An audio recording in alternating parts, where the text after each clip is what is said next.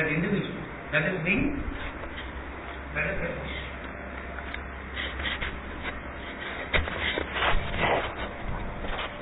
An assumption where the whole world is focused only upon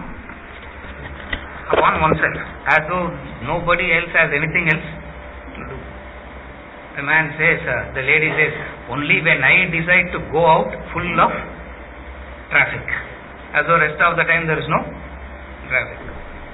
So what is selfishness? It's an attitude where the individual keeps himself as the center and everything is interpreted keeping this as the center. The opposite of selfishness is, instead of keeping yourself as the center, he says, you keep the other as the center. That is the opposite of, in selfishness, what is selfishness? You are the center. In opposite of selfishness, which is unselfishness, the other becomes the center. When you are the center, when every individual keeps himself or herself as the center, the whole accent is on what I get. The whole accent is on what I get. The moment the other becomes the center, the whole accent is on what I can give.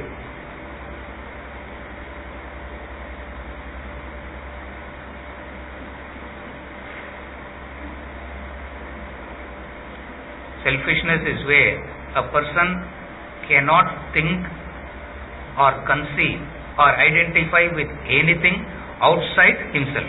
That is selfishness. He cannot understand, he cannot identify, he cannot accept anything outside of himself. Just as if somebody comes and says, I have a headache, you have to say, yeah, the same headache I had 3 months back, now he has 2 headaches to handle. Yeah, first he has to handle his headache and he has to handle your headache also. So he thinks, why did I even speak? Where the individuality can never move out of himself. Anchored in himself, the entire transactions of life happen. This is called selfish life. Anchored in oneself, the ego, the little self. This is called selfishness. Wherever the focus is upon oneself, it will manifest as selfish actions, selfish emotions, selfish thoughts. These are all the manifestations of selfishness. Now, there are infinite is the variations in which selfishness manifests. And to be clear, I am saying, I am not discussing the manifestations of selfishness at all. I am trying to discuss the concept of selfishness.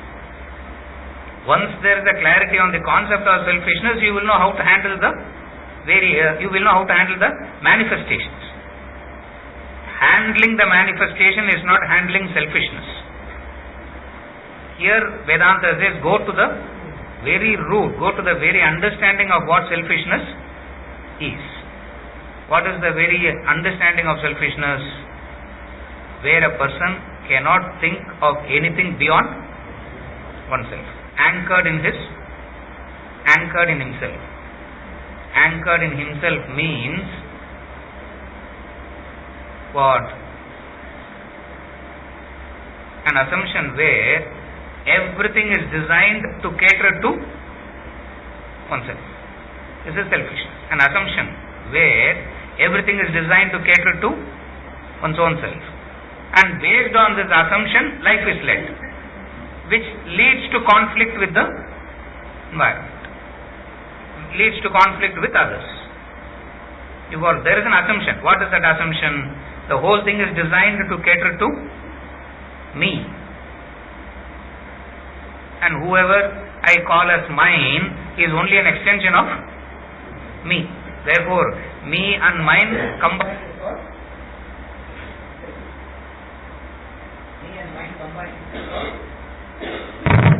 Me and mine combined is called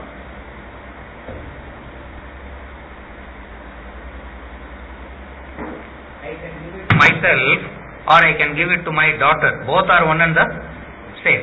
Because in me there is no, I see her as an extension of my arms only. There is no, இது திறந்து தெரினா it will be good. திறந்துருமா அது இல்லைன்னா அப்படியே it will, ஆமாம், it bounces back so much.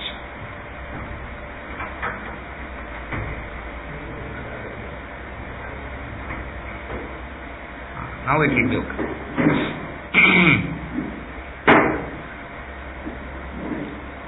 Selfishness is where the person keeps himself as the center. The moment you keep yourself as the center, everything becomes self-centered. That's why selfishness, self-centeredness, all means the same. Self-centeredness means keeping oneself as the center, which is the product of ignorance. Selfishness arises because of ignorance. That's where Vedanta says, get rid of ignorance. Because the manifestation of ignorance is cause and effect relationship. Ignorance is the cause, selfishness is the effect. You can't keep the ignorance alive and try and rid of selfishness. Now, predominantly if you look at people in the world, they don't attend to their ignorance, but they try to get rid of this. They say we should be unselfish, we should be as sacrificial as possible. All that is an effect of, if ignorance causes selfishness, cause and effect. If ignorance is the cause for selfishness, knowledge becomes the cause for unselfishness.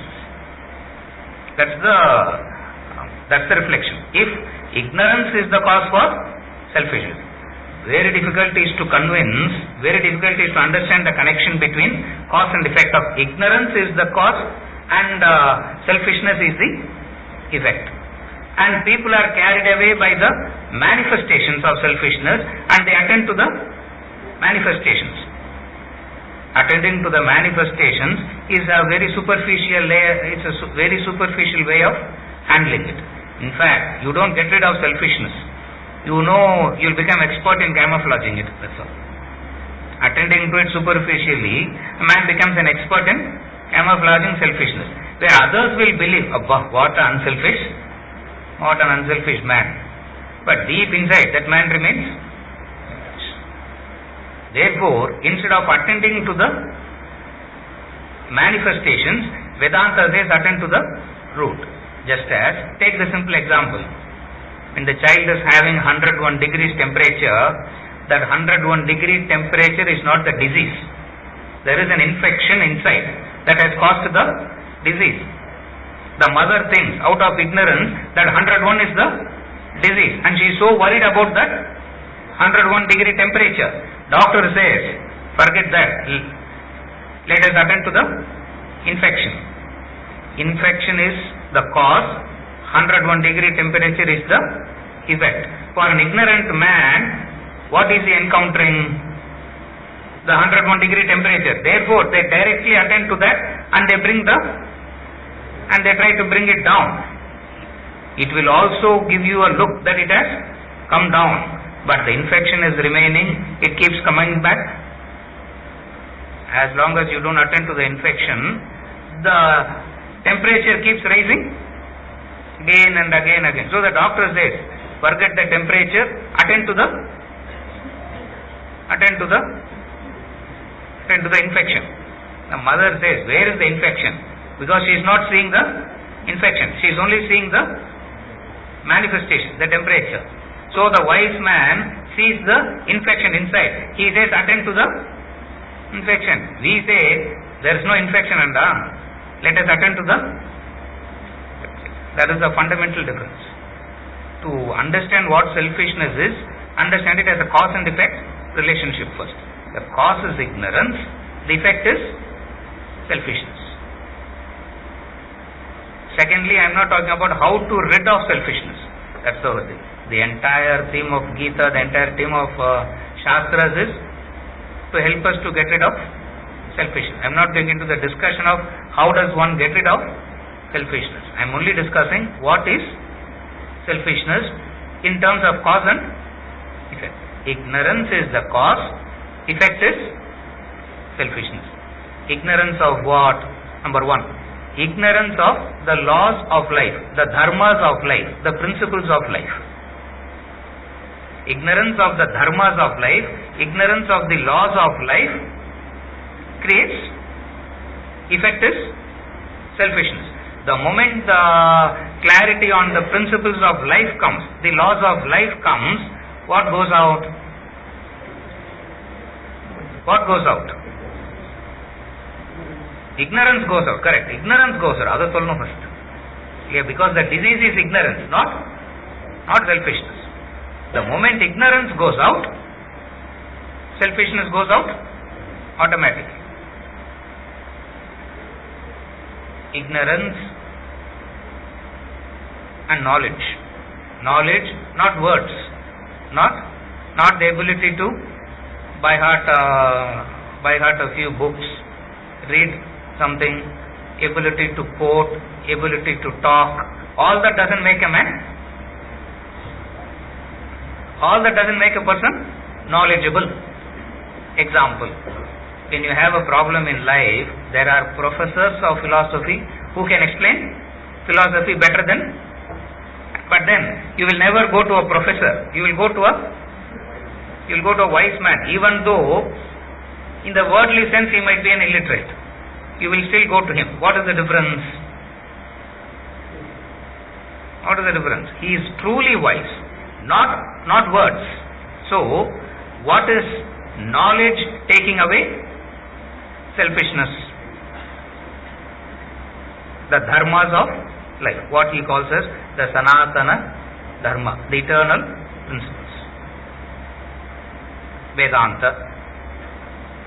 That's where he says Vedanta teaches you how to technique of living. Now what is the technique of living? Knowing the principles of life, you make sure that your life is not led according to your whims and fancies, according to your mind. The life is led according to some set dharmas. You don't read science according to your whims and fancies. You read science in the way that it ought to be read. You read mathematics in the way it ought to be read. You don't read straight away. You start calculus one day and then start trigonometry another day. Don't even know algebra. Now what can you do? Yes, you follow what I am saying. Therefore, selfishness is an improper way of living life. Selfishness is an improper way of living life. What is improper way of living life? Living life according to one's own whims and fancies. And assuming that life has to support that. Assuming that everybody has to support that. Whereas life says, dharma says, the truth of life says what? The individuals doesn't matter, it is the dharma that matters. The individuals doesn't matter, it is the dharma. When you understand that, you have knowledge. Once you develop this knowledge, ignorance goes out. When ignorance is gone,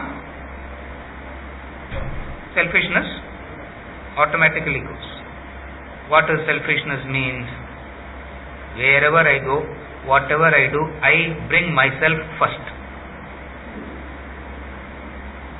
Wherever I go, whatever I do, I bring myself first. I keep myself first. And through me, everything, the whole understanding of life happens through me. This is known as being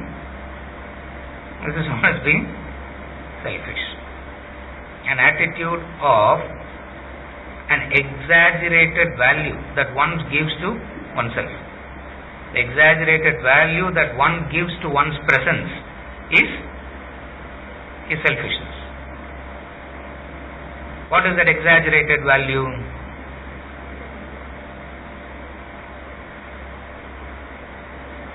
What What is that exaggerated value? 3 steps. Exaggerated value is 3 steps. I know, I am right, I am indispensable. You don't know, you are wrong, you are easily dispensable. First thing is I know. When I say I know, it is in comparison with you. See, supposing, okay, assume that I come to sit and talk. When I talk, I have to assume what I am talking I know, and I have to assume that you don't. No, supposing if I assume that I know and all that I am going to say you also know, now what is there to talk after that? Clear? So first thing is I know. I know in comparison to you who do not know.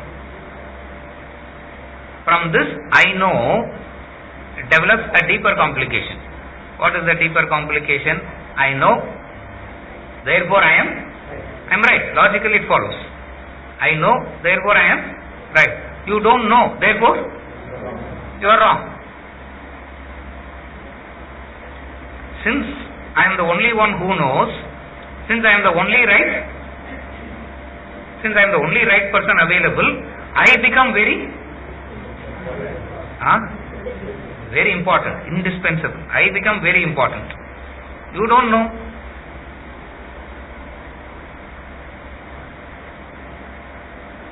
You are not so. If you don't know, you are. I know I am right now. You don't know, you are wrong.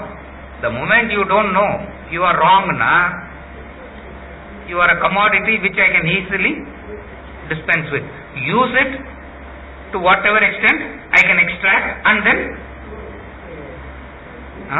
throw you out. என்னத்துக்கு போடுறாரு? Throw you out என்றா என்ன பார்த்து? Throw out means what? This is selfish attitude. Using the other, making use of the other for one's own enjoyment. Making use of the other for one's own enjoyment. Extract as much as possible and then discard. And when I discard, I need to have some justification to myself, no? What is the justification? Otherwise something will prick in me. Something will come and prick and say, oh my God, you did something wrong. Now, to avoid that, I need to give a justification to myself. What is the justification I give?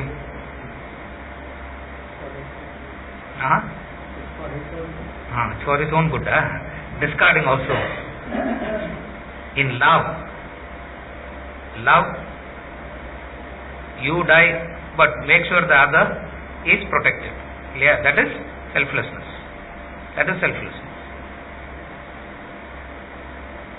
This is selfish attitude. Selfishness is an attitude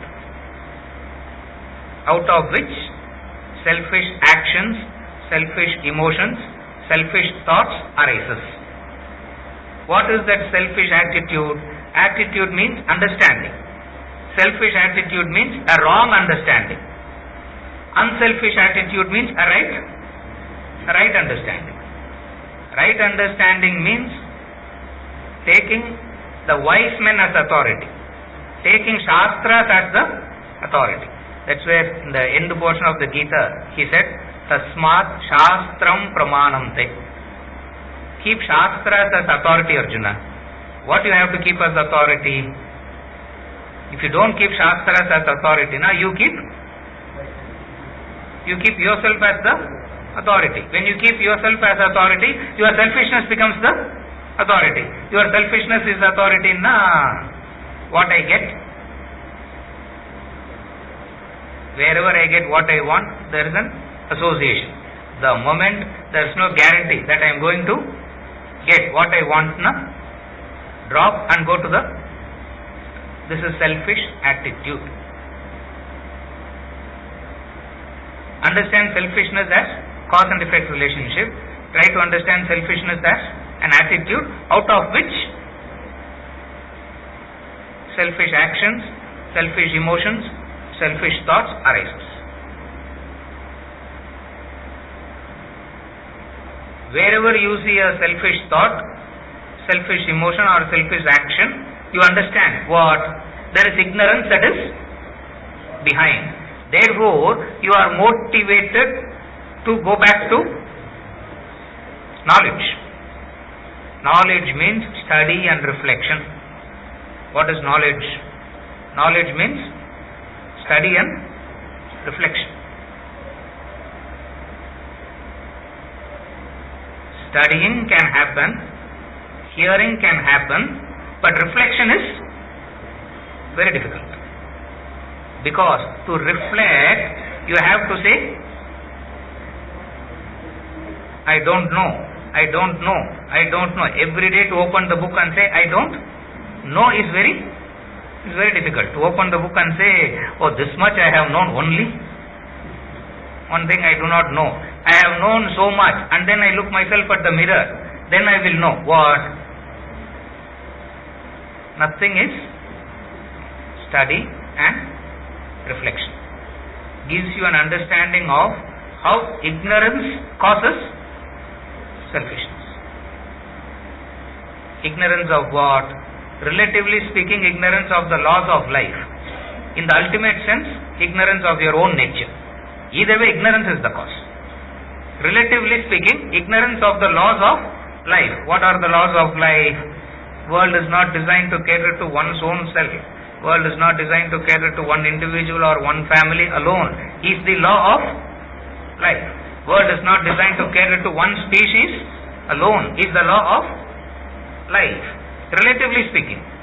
So to that extent you understand, to that extent your selfishness gets diluted. In the ultimate sense, and which is what we should actually try to develop, is ignorance of your true nature. You assume a false personality.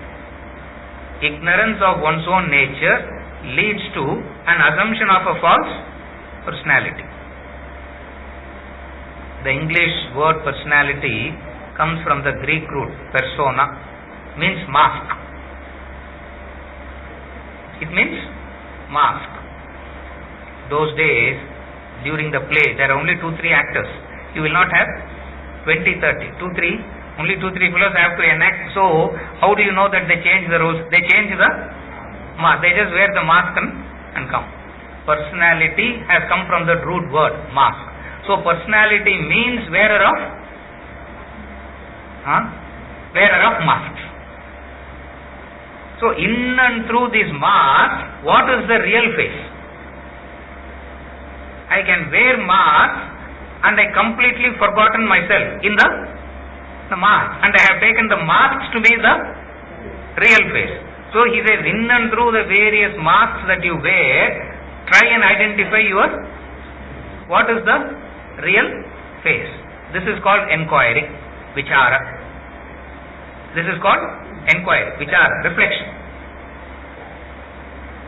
There you try to remove selfishness from the root. There selfishness goes away from the root. The mask that is worn, you take it to be the real. What are the various masks that you wear? The various roles that you play. What are the masks? Okay, that example is very correct. Wearer of mask, personality, looks very scholarly, but it doesn't mean anything. What is the connection? The connection is the various roles that every individual has to play is the various masks. In and through the various roles, what is it that is fundamental? What are the various roles? I am father and son at the same time. I am father and son at the same time. I am father, son, husband at the same time. I am father, son, husband, friend at the same time. Sometimes I am friend and enemy at the same time. Now, these are the various masks. These are the roles that we have to play are the masks. An exaggerated value to one role, an exaggerated value to one role. Why that exaggerated value to one role is because I have started identifying with that role so much. I have started liking that role so much. Selfishness enters. Selfishness creeps. Instead of saying these are the various roles that I have to play, in and through the various roles I should not forget my true personality. That's where an actor should not have a character of his own. Then only he can blend with any character. An actor doesn't have any character of his own. That's why he can play like Rama today and cry for Sita. And he can cry in such a way where Rama will get jealous. You know why? This man had at least opportunities to rehearse 10 times. Rama didn't have any opportunity for rehearsal. He only cried. So this man can even bring the greater intensity to crying. But in and through the roles, he should not forget his real personality. What makes you to forget your real personality is ignorance. And that ignorance manifests as selfishness. What is that ignorance? Giving an exaggerated value to one or two roles. You give an exaggerated value to one or two roles because you have developed a liking to it. Instead of your liking driving that, let the Shastras drive that. Now you understand the difference? Instead of your likes and dislikes driving that, let the knowledge from the Shastras drive that. Knowledge of the Shastras strengthens the buddhi, intellect, and that intellect will drive. The knowledge of the Shastras strengthens what? Which equipment in you gets strengthened? The buddhi, the intellect. And that intellect can drive the ignorance out. Very correct. And that can drive the ignorance out. Diyo yona prachodaya. That's where the Gayatri says, Diyo yona prachodaya.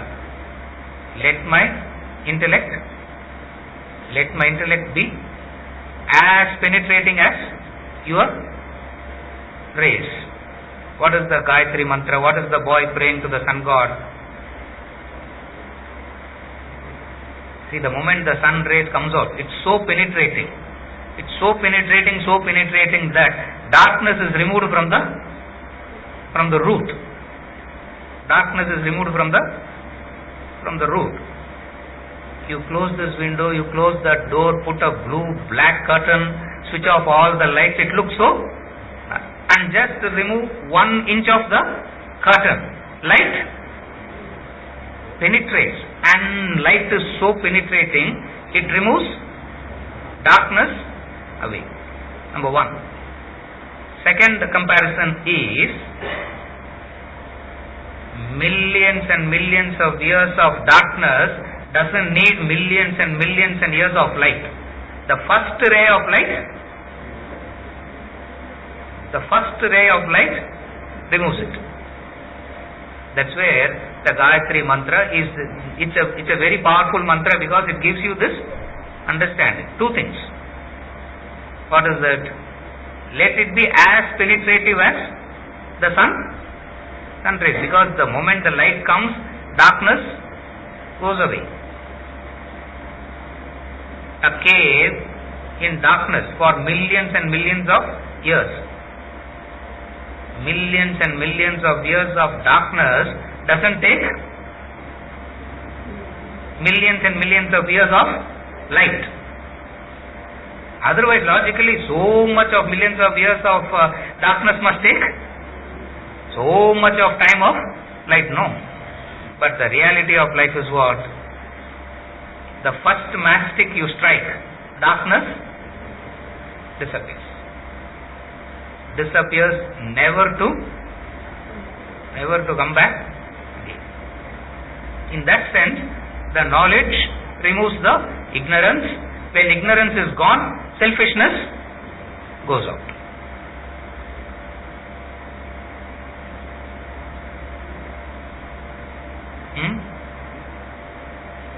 Is it okay, Ganesh? One second. Chalo ma.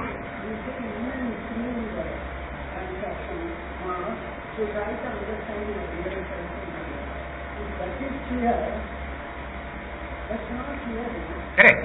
It won't be clear. As of now, it won't be clear. But then, first thing is, a doubt has to be planted. The first thing is, the doubt has to be planted. What is the doubt? Maybe something is beyond all this. Maybe in and through these various roles that I am playing, maybe something is hiding behind all this. Maybe something is deeper than all this. How do you understand that? How do you understand that? Every role that you start in life, there was a time where that role wasn't there at all in your life and you were happy. I lived a life for 31 years, happily only, no misery at all. It's not that at the 31st year the daughter came and then life became transformed. But then what happens? That one attachment changes the whole thing and makes me to forget what? Even without her I was living happily only. Therefore, her coming in is not something that has to be there always. Now, when she leaves also, there is no problem. There is no sorrow. Correct. There is no sorrow. If not, I take it exaggerated. What does exaggeration means? Mind exaggerates. I have said this many a times. Definition of the mind. Mind exaggerates. Mind is the mechanism that can understand only through exaggeration. Joy it exaggerates, sorrow it exaggerates, pain it exaggerates, pleasure it exaggerates, success it exaggerates, failure it exaggerates. Mind exaggerates. Intellect trims that exaggeration and gives the right vision. Intellect trims that. Mind is that mechanism which exaggerates. And that mind, when it is not guided properly, it will function all by itself. When it functions all by itself, it exaggerates. What it will exaggerate? It will develop a liking to one or two, develop a dislike to one or two, and that becomes the center of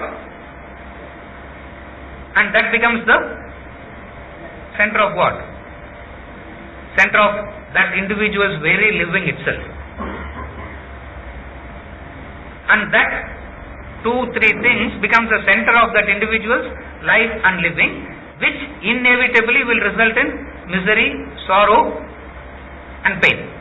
Therefore, Vedanta in one word says, all sorrows, all miseries are self-created. Now we say, no, how can it be self-created? Go through the process. If you go through the steps, you will understand it.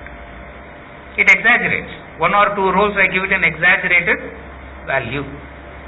That's where all the roles you have to play according to the best of your ability. All the roles you have to play according to the best of your ability and not have any preferences over any one role. All roles you have to play. That is the life of Krishna. Whatever role he played that role with such a sincerity. You can never beat him for that. Yeah, the example, chapel stand, Krishna and chapel stand. The sincerity that he brought into arranging the chapel stand made people forget there is a yajna that is happening inside. Arranging the chapel stand itself became an yajna for him. Arranging the chapel stand itself is a yajna for him. Is it okay? Yes, sir.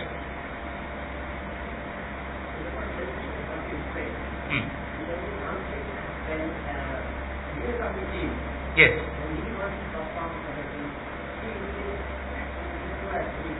Yes, correct.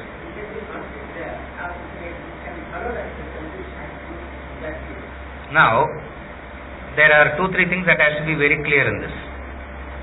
Now, the very first point, if he is a leader,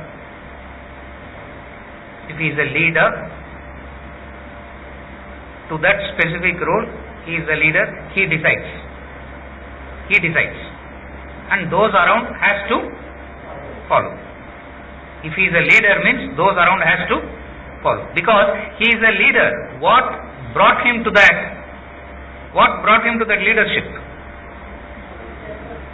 What brought him to that leadership? Knowledge? Efforts. What is that effort? Willing to take responsibility. Yeah, that's all. Who's the leader? Willing to take, that readiness to take responsibility and say, I will. That brought him to that. That brought him to that level. Therefore, those around him, those below him, has to follow. There is no option there. This is the theorem. Once the theorem is clear, then we can work on the riders. Then the theorem is very clear, because he has become the leader by virtue of what? By virtue of his efforts. What is the effort of the leader? Why is he the leader? That's where a leader is one who is responsible for everything down the line. That's where even when the sewage is blocked, I go and complain about the chief minister. And what the chief minister has to do with the sewage block? When I put everything in the... You understand? What is that? You understand? The example. A leader is one who has taken up responsibilities in the past, executed it, as a result of which he has risen to that position.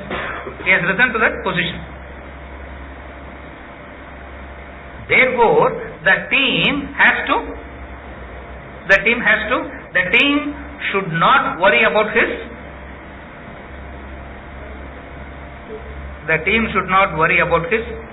attitude.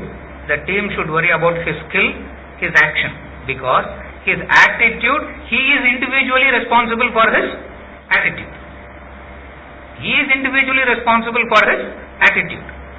You understand the difference now? Now this is the rider. Now the team has to obey the command. Now what happens if he is giving a wrong command? The very result itself will bring him down, and someone else will become the leader. Even then there is no, in terms of, I am demonstrating how does one get clarity in thinking. Then comes the difficulty. What? Everybody believes that they are the deserving candidate to be the leader, and not given that position. Nobody. That's where he says leadership is not given. It's taken. How do you take leadership? By taking responsibility. Very simple. By taking responsibility. If I am not willing to take responsibility, whoever has taken responsibility, I have to quietly follow. But then it becomes wrong. I don't discuss that part of it. Now, from another angle, is it okay the clear? Is it okay the concept? But then if there are two leaders, now what will happen, sir? Ideal environment, ideal situation. 3 leaders na you best, 100 leaders na world constant, on the way to world constant, because ignorance throws responsibility onto the others. Selfishness wants to derive the benefit and give responsibility to others. Clear? Who is a selfish man? Responsibility is yours, but benefit is mine.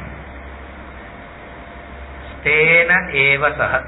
These people are called thieves, Arjuna, 3rd chapter. So a leader, there will never be a conflict between the leader and the team. There should never be a conflict. I am talking from the standpoint of the team now, not from the standpoint of the whole discussion will take a different turn the moment you start talking from the standpoint of the leader. A leader is one who has the courage to take responsibility. His courage to take responsibility inspires that group. That's where we say leaders are inspiring. What inspires? Leaders are inspiring. What is it that inspires in a leader? He takes up something na mudikama avaru that responsibility. That is inspiring. Then comes other qualities, but the primary fundamental quality is what? Leadership is deserved, is earned by what? Nobody places you as a leader. You take leadership upon yourself. How do you take leadership upon yourself? By taking responsibility. Then there is no conflict. Yes, sir. You understand? Where there is a conflict is those who are not willing to take responsibility will sit in judgment over the person who has taken up responsibility. Now the person who has taken up responsibility might not even do it 100% perfect. Doesn't matter, because there is no such thing as 100% perfection. What matters is that willingness to take responsibility and the sincerity that they bring into it. That's all. Law of karma says you take responsibility, you bring in sincerity, result will automatically come. It will never happen where you have taken up responsibility and you brought sincerity and result has gone ulta. Means illam pannadana failure ayichena, it never happens. You understand? Conflict will never arise. Conflict arises when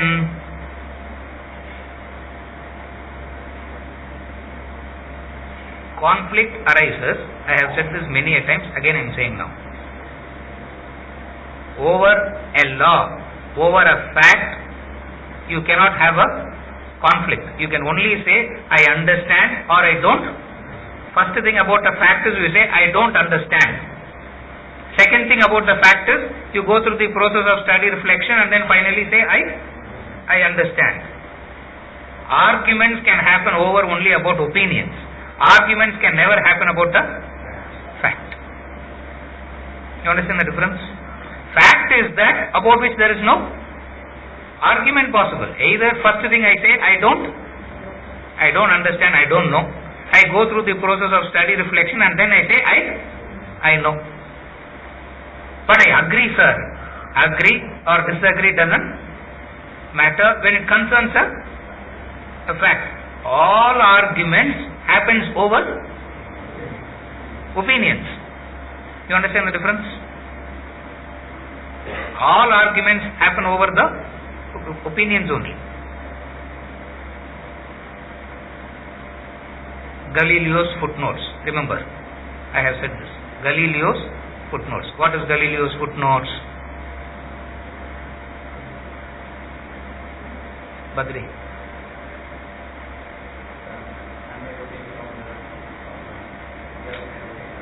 Lecture கொடுக்குறாங்கப்பா. Shankar, சத்தமா. The sun and the moon doesn't listen to you or me. Galileo footnote. Copernicus is the man to say sun is the center and earth revolves around the around the sun. In the Western astronomy, Copernicus is the first man to say sun is the center and earth revolves around the sun. Even to get that doubt itself is very difficult.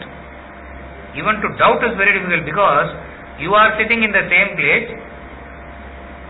Not only you are not moving, nothing around you is also not moving, and it is so clear it is the sun that is moving. How can you even doubt that maybe you are moving and not the sun? This man got the doubt. He went through the process of inquiry, and then finally he concluded, what? Sun is the center and earth revolves around the sun. He was tied to a post in the middle of the town and burnt alive. This is history. This is on the story, exaggeration story. This is history. Copernicus, who knows that? Anybody knows that? Anybody has read this before? Correct. Copernicus was burnt alive for this discovery. Galileo, 25 years later, from different part of the country said, sun is the center and earth revolves around the sun. Again, Galileo was also called by the group, same group. They called him and said, we heard that you published some research papers. What is it? Sun is the center and earth revolves around the sun. Oh, okay. They showed that post. You see that post there? In the middle of the town, that post was still there. Do you see that post? One man said the same thing 25 years back. This is what happened. This is what happened to him. Now, what are you saying? Galileo immediately asked, brilliant intellect he is. Immediately he asked, what do you want me to say? What do you want me to say? I will say, doesn't matter, whatever. Because he didn't have any suicidal tendencies. He didn't want to be burnt alive by this man and this mad group, because he has so many other things to, he has higher goals in life to achieve rather than get burnt by this mad group. He said, what do you want me to say? I will say. Agree that you are wrong. Galileo said, yes, I agree that I am wrong. This is called Galileo's letter of apology. You know that, no? How many knows that? Galileo wrote a letter of apology. He wrote a letter saying, I made a mistake. I am wrong. I made a mistake. He gave that letter. But then, you can't corner a madman. You can't corner a wise man. They will know how to. You can't corner a wise man. How much ever you drive them to the corner, they will know how to. They will know how to. That is the hallmark of wisdom itself. So, in that letter, Galileo said, will you allow me to write a footnote? Will you allow me to write a footnote?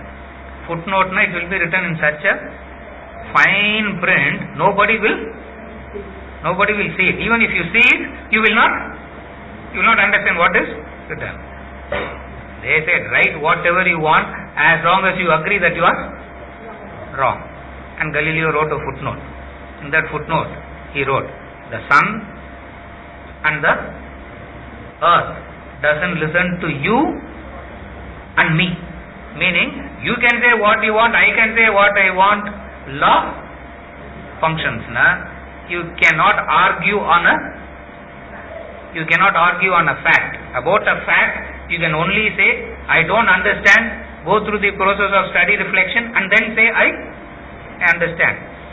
I agree with Galileo. That statement has no meaning, no? Or I disagree with Galileo also has no meaning. Wherever there is a conflict, it is always upon opinions. About a fact, you cannot have a difference on a fact. You cannot argue over a fact. Where comes the problem is, one's opinion will look like facts to him, and the fact will look like opinion. Ignorance comes.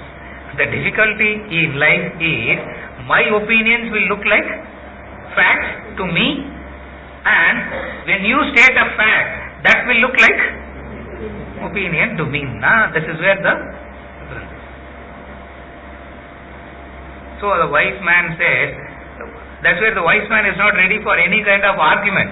He is not ready for any kind of discussion. He says, this is the fact, take it as, he goes on to the next.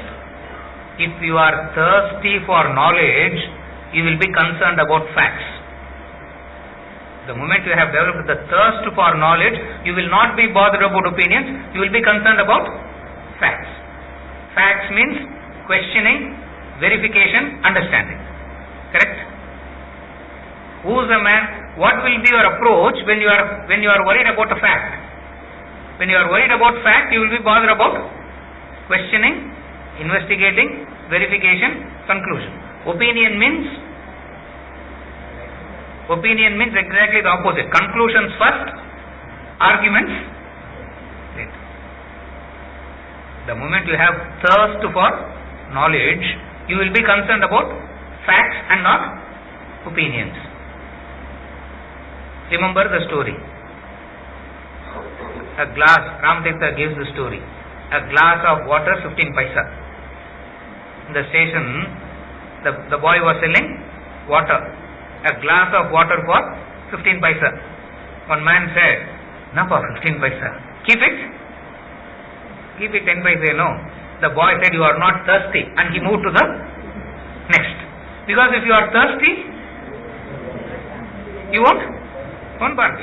There are arguments, I agree, I disagree, I accept, I don't accept. All are concerned.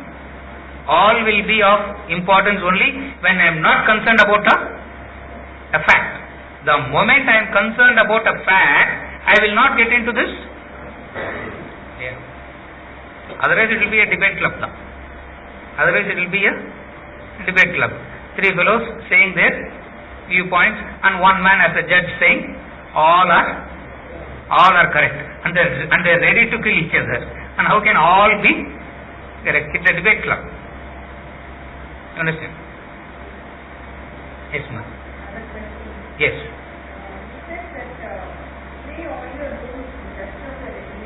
Yes. Yes. But at the same time, when we play our roles, different roles have different proportion of attention and yes.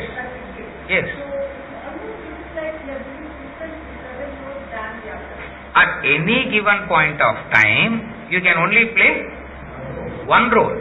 When I am playing that role, I need to clip all other roles. That's all.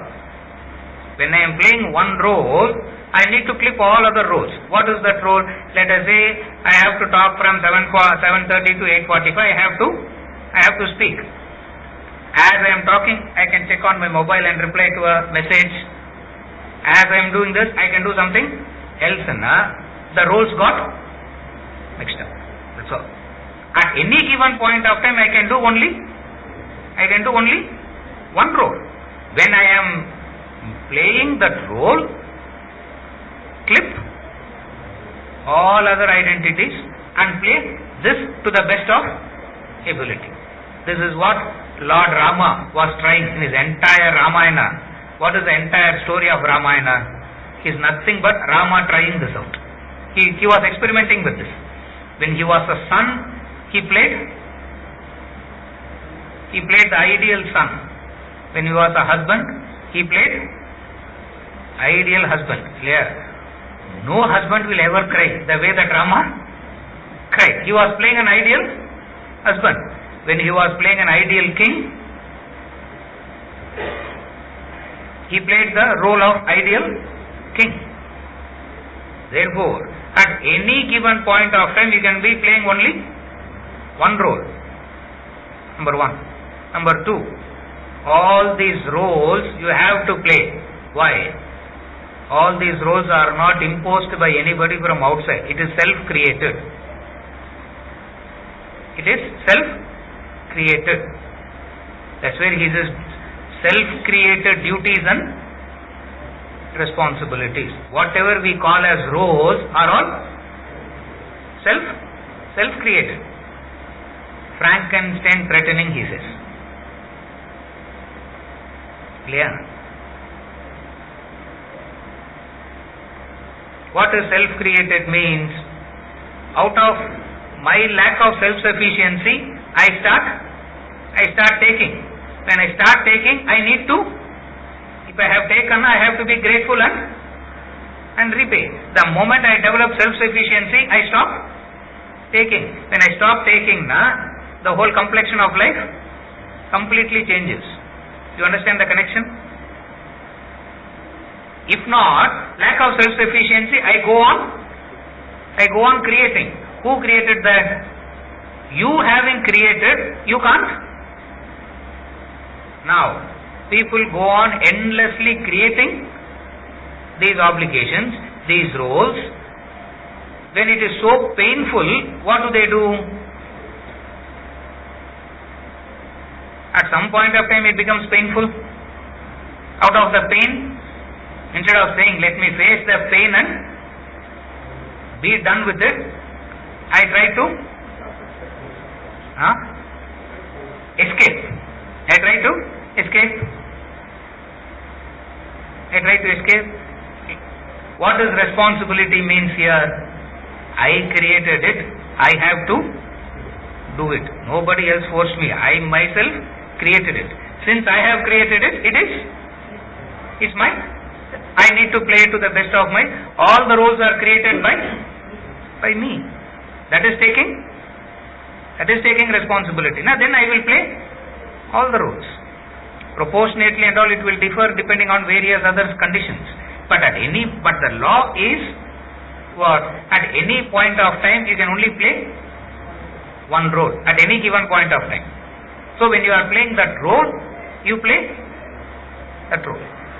Then this is called objectivity. Sakshi Bhava. Actor on a stage. This is called objectivity.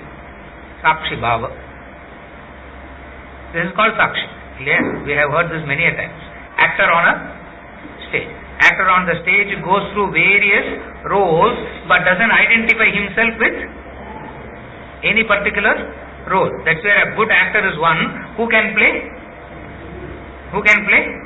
any roles. Sometimes he can play dual roles lang kuda. Clear? 3 roles allam. 10 roles na?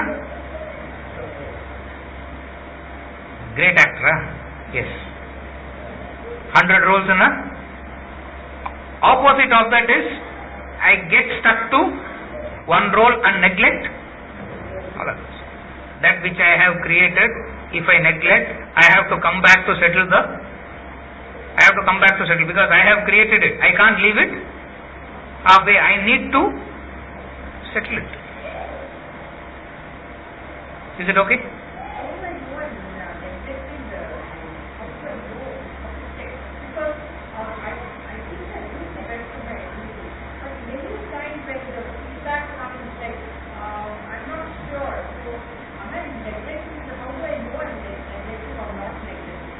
First thing, feedback. Who's giving feedback? Who's giving feedback?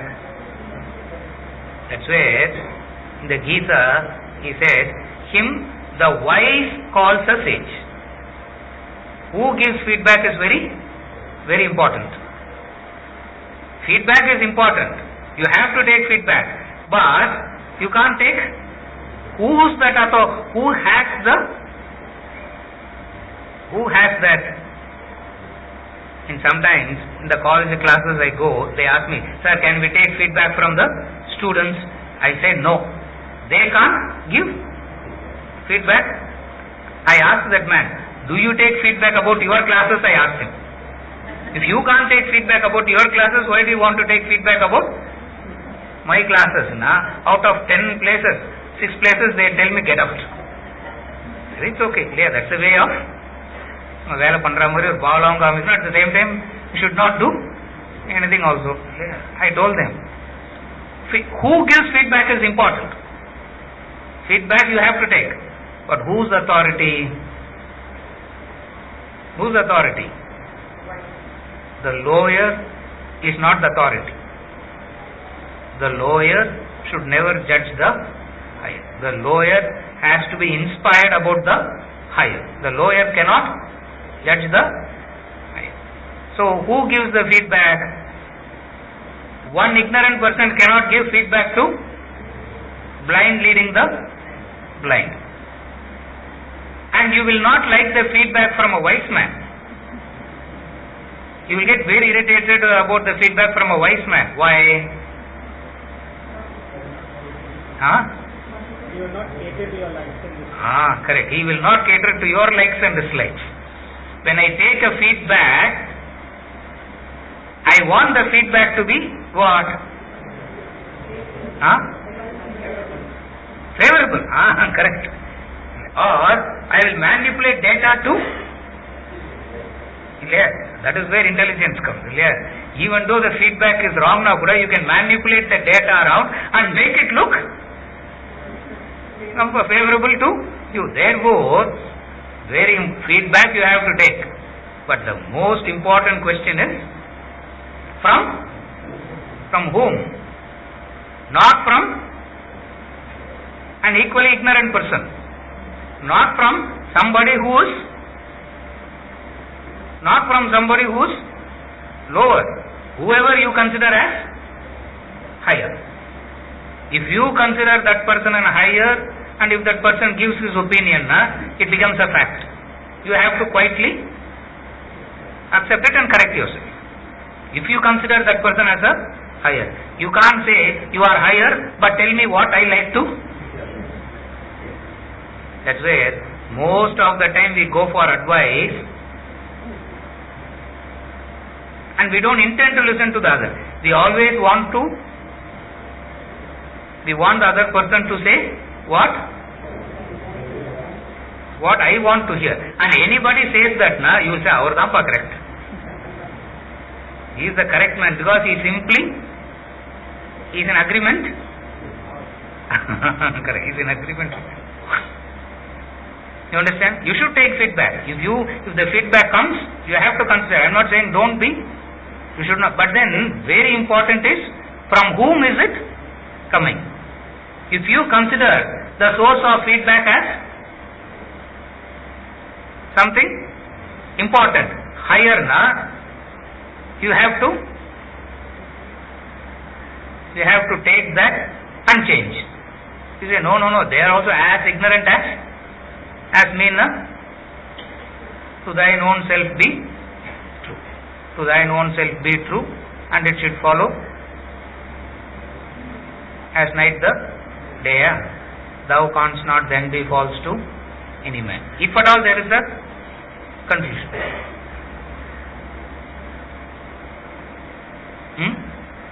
Is it okay, ma? Feedback you have to take. Very important is who gives the feedback. That's where in the Bhagavad Gita, as a law, he says, who calls you a sage matters no.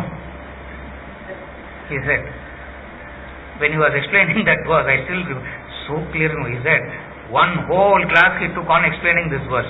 Who calls you a sage matters. Anybody calling you a sage, if you get, as if you feel very happy, there's something. Him the wise calls a sage. I appreciate Tendulkar. Brain Lara appreciates Tendulkar. What will be more valuable to him? The fellow who has never seen the cricket field, never touched a cricket ball in life, giving an opinion about who's better. Vis-a-vis Brain Lara giving what he should take, what he will be actually inspired about. Feedback you have to take. Feedback has to come from an authority. Or if you have conceded authority to that person, after conceding authority, you can't question. You have to. I gave the authority to my mother-in-law. If I have considered authority to my mother-in-law, whatever she has to say, I need to. After conceding authority to her, I can't say, why is she? That's where we don't take feedback. Lot of humility is required to take Feedback. Very, yeah. Since I know that I don't have the humility, I said no. No feedbacks. To take feedback, you need lot of humility. Humility comes from this understanding what I have done to the best of my ability, but still I can improve. That understanding, no. See, what is feedback implies? I have done to the best of my ability and I don't shut myself. I have done to the best of my ability and still there are ways which it can be done better. Then only that is the what is the concept that drives the action of taking feedbacks. It is that humility. What is it? I have done to the best of my ability, but then someone else can come with a better. Someone can come with a better suggestion. Someone can come with a better option. This is what is known as this attitude of taking feedback is what is known as cooperative endeavor. What is cooperative endeavor? I do to the best of my ability and still willing to concede what? It can be done. It can be done better. It can be done better, which I cannot know by myself, because my mind says you are the best, supreme. You are the supreme. It's a humility. What is that humility? The person has skill, the person has the ability, and still he concedes what? Maybe it can be done in a better way. And the only way that you can take it is never judge your attitude through the feedback of others. From different angle I am saying. To judge your attitude should be your attitude should be judged by what? By the higher goals, not by the other person. Or if the other person has to be spiritually evolved than you. Higher, now I am defining higher very clearly. You follow? I can't take now the person has to be higher than me means in terms of spiritual evolution.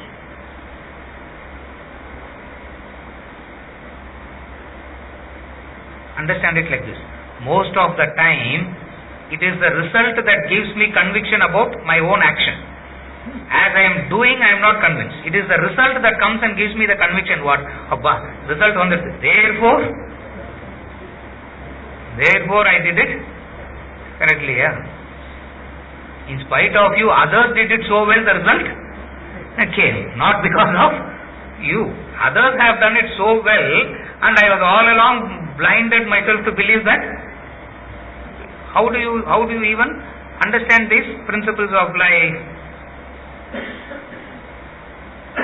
The conviction should be on the doing, never from the result. The conviction should come from the very doing.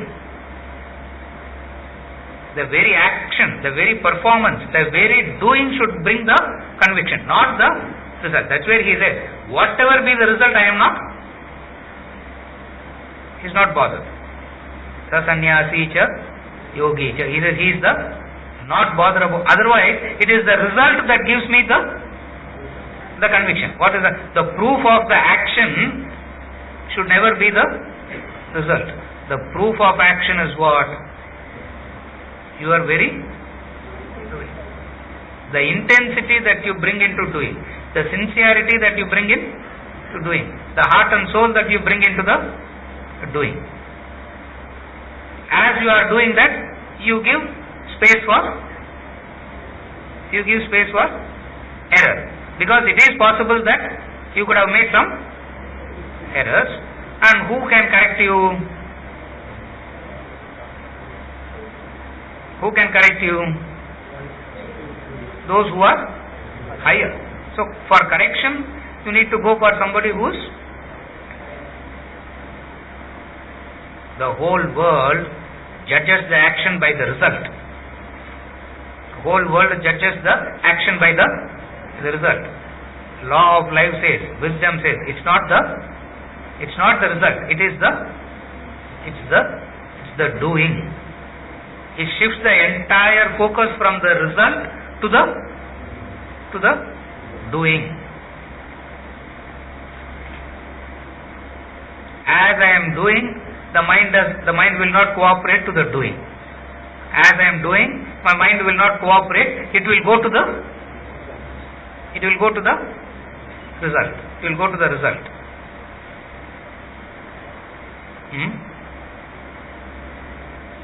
Ignorance asks for proof, and none of the virtues of life can be proven. Either you have it or you don't. That's all. This is the law. Ignorance demands prove your integrity. Now how can you prove? I have never stolen. I have never. Is that the integrity? Prove your love. I love, sir. I have written up all my property. Is that the proof of love? I am willing to even die for you. Is that the proof of love? Knowledge says, the conviction, Vedanta says, wisdom says, conviction comes from the very being. Conviction comes from the very doing, not from the result. Not from the result. Therefore, the entire focus will be shifted from the result to the doing. Result means the effect. Collective opinion. Others might see you as a failure, but you know that you are a success. Others will say what a success you are, you still feel you are a failure. What is success? What is failure? Never the result. It is in the very doing. It's in the very action. It's in the very action means in the very doing. How I do? Put my entire being into it. I bring in all my whatever available sincerity I have. But nobody has zero sincerity. Zero sincerity, I will be a dead wood there. Even if I have only 5%, I should bring that 5% into it. A person who is bringing only 4% cannot. The person who is bringing 4% cannot comment on that. Who can comment on that? Who can give feedback on that? Yeah. Anybody who is above. So, you have to take feedback, but taking feedback is only to improve, not to judge your.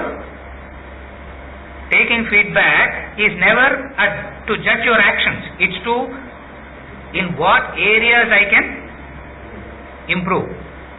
Since you are open to that idea of improvement, enhancing your abilities, enhancing the quality of the work, you are willing to take in ideas. They say bring a fresh eye, no? Bring a fresh eye. The moment the fresh eye, what is that fresh eye? That is what is known as taking. But then, the proof is not, the proof doesn't come from that word of appreciation. The proof is not dependent upon the word of appreciation. Opposite? Censure. Censure. To him, censure, praise, both are equal. He is defined as a wise man. To him who is unaffected by honor or dishonor, unaffected by success or failure, unaffected by joy, sorrow, is sama, is reached the state of equanimity. Therefore, take feedback, but very important is from who? You decide that.